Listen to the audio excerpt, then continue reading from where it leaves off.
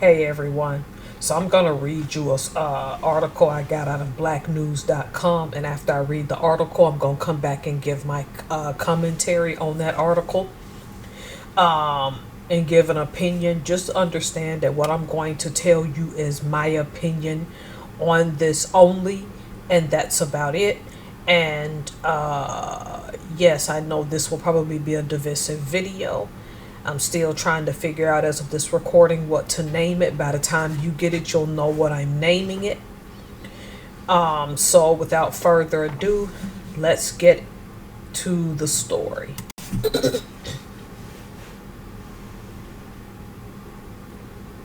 Burn Go Safaris LLC, a black-owned travel and consulting small business founded in 2023 by Bernie Waruru in Cedar Springs, Michigan, is reshaping how the black community engages with Africa by offering culturally authentic safari travel, heritage experiences, and newly expanded relocation and investment services in Kenya.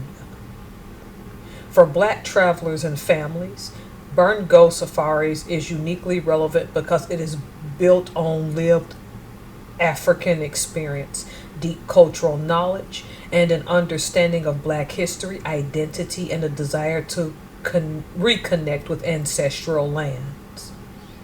The accompanying photos feature founder Bernie Waruru in studio portraits wearing Burn Go Safari branded apparel, representing the face and leadership behind the company. Founded by Bernie, an entrepreneur with decades of first-hand experience living, working, and traveling across East and Southern Africa, Burn Go Safaris was created to bridge Africa and the global black diaspora through trust, representation, and authenticity. The company curates private and small group safari journeys across Tanzania, Kenya, Uganda, South Africa, and select emerging destinations, combining world-class wildlife experiences with cultural immersion and historical context often missing from mainstream tourism. Bernie's personal journey and business vision have been highlighted and featured in media, where he has spoken about the importance of black-owned representation in global travel and the need for culturally fluent operators who understand Africa beyond surface-level tourism. With strong family ties, local language proficiency, and long-standing relationships with African guides, conservation partners, and community leaders, Waruru offers an insider perspective that resonates strongly with black travelers seeking meaningful, respectful, and empowering experiences. In addition to safari and cultural travel, Burn Go Safaris has expanded its service to support members of the black community interested in relocation and investment opportunities in Kenya. These services include on-the-ground guidance, cultural orientation, local business and property insights, and trusted local connections to help clients explore long-term living, entrepreneurial ventures, and impact-driven investments in East Africa. Burn Go Safaris offerings include classic wildlife safaris and destinations such as the Serengeti and Masai Mara, cultural visits with indigenous communities, heritage and beach experiences in Zanzibar, and customized itineraries for families, seniors, first-time travelers, and educational or faith-based groups. The company is also committed to responsible tourism, prioritizing local partnerships, community empowerment, and sustainable economic impact. Operating between the United States and Africa, Burn Go Safaris LLC stands at the intersection of culture, travel, and economic empowerment, providing the black community with access not only to Africa's landscape and wildlife, but also to its people, opportunities, and future. More information is available at burngosafaris.com and burngosafaritours.com. For press inquiries, please send email to contact@burngosafaris.com.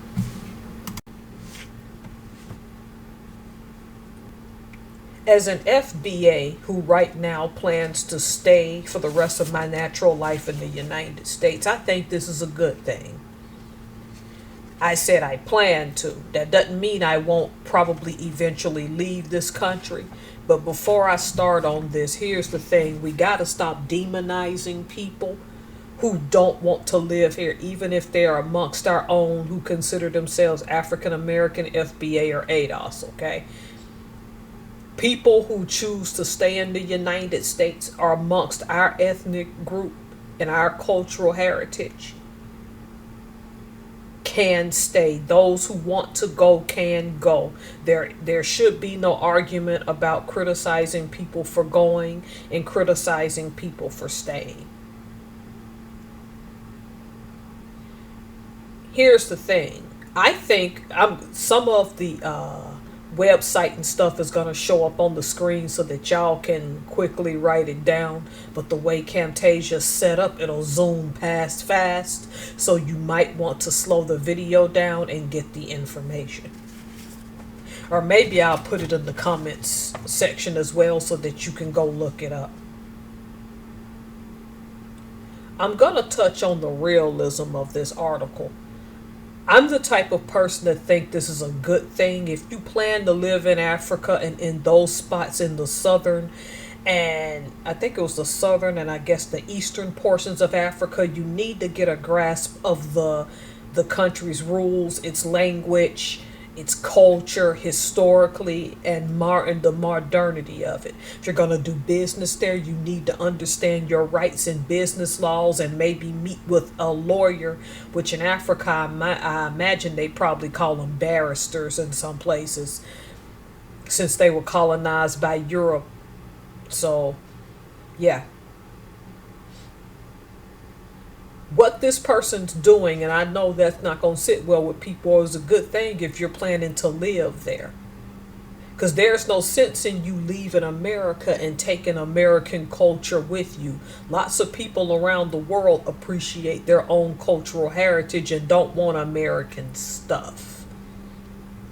So if you want to be fully immersed in how the wildlife would be in that country, the laws, housing, things like that, how to get a job, how to start a job, how to live a sustainable life for future sustainable Africa, this is for you. I'm actually encouraging it. Okay. The only thing I find a bit delusional about this is that if you are either FBA, ADOS, or consider yourself African American, understand that depending on who you ask, half of our culture was already in this land before Columbus, and the other half was forced on ships from West Africa, not South or East Africa. And the reason that that distinction is important is because while you're going to the eastern and southern portions of Africa and expanding your horizons, which is a good thing, that is not exactly your blood culture. Your blood culture comes from that Bight of Benin. And I will say, I understand that some black Americans have been robbed in Ghana, have been unalived in Gambia. So there is a lack of trust and have been outright threatened not to go to Mauritania because they know the slavery we lived in the United States is kind of still carrying on in Mauritania, all West Africa. So there's some negativity there. Okay, then Nigerians, me no black, I am Nigerian. And they're in West Africa. So there's some negativity there. So long as you know if you have African roots, it comes from that part of Africa near the Bight of Benin, and that this is just an extension of you learning the continent, there's nothing wrong with that. As an FBA that plans to stay in the United States, I'm ambivalent of some Africans, not all, because I don't like putting all people in a category, being that some of our people who have gone there, particularly West Africa, have been unalived. To be honest, I don't hear a lot of bad things about Tanzania, Kenya, Uganda. Heard a few things, little comments from South Africa, but Zanzibar isn't so bad either, so that's probably why Berngo Safaris is telling you to go on that side, because you'll probably more so be embraced. But let's not pretend that some of us were unalived or had to come back to the United States because when we did try to go over to be family with them, we are always reminded, but we can never be a part of them. Leaving here doesn't change the fact that you were born and raised culturally American, which means you have to be comfortable and reconcile that you may be harassed on a foreign continent, because Africa is still foreign to you because you grew up here. So you're gonna have to put in the extra effort if that's what you want to do to belong. And I think there's nothing wrong with that. Okay? I love that he calls out surface level tourism, because we're always fed this lie about the downtrodden continent that constantly need us to send them money, babies with bloated bellies. And if you have good enough sense, you know that's not the whole of what Africa is. Even me being an FBA that would prefer to stay in the United States, I knew that was a lie.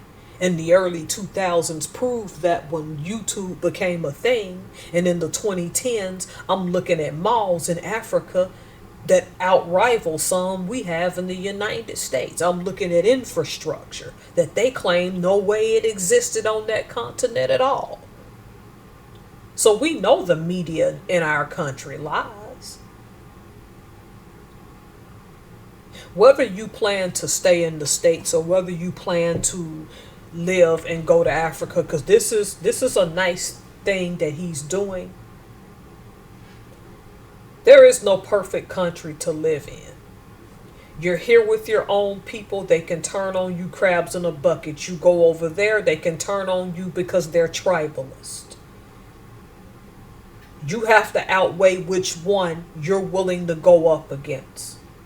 Because from time to time, people will throw you under the bus here with the Uncle Tom and buck dancing and stuff. And from time to time, tribal wars are going to break out there. And you have no tribe to be put in because you're an amalgamation of a lot of things.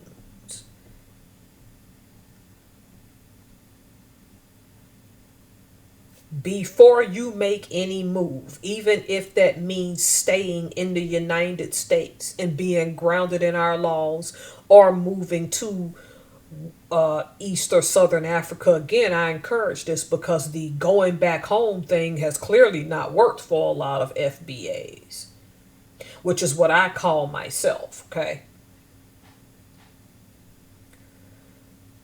Do your research. Even if you have to take like a piece of paper and write down the pros and cons of each. Go through how the pros and cons will fit your family.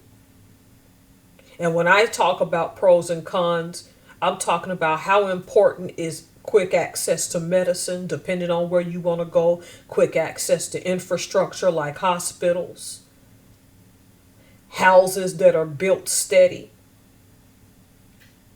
okay? Business, because don't get me wrong, corruption, they'll tell you Africa is a corrupt continent. There's corruption all over the United States. So as a nation, we really don't need to be lecturing that continent about corruption. But you have to decide what level of corruption you're willing to deal with. Go where you must go, but wherever you go and decide to stay, even if it ain't even Africa, even if it's amongst black diaspora in Great Britain or Australia or New Zealand or Latin America or the Negritos up in China, okay? Put yourself in the best position to know how to get out of a bad situation when it turns bad, no matter where you are. All right, tell me what y'all think. You think more of the ADOS, FBA, and African American people will make a mass exodus out of here? My answer is probably no, but I think that's an individual decision you all have to make. I want to know what y'all think. All right, thanks. Take care.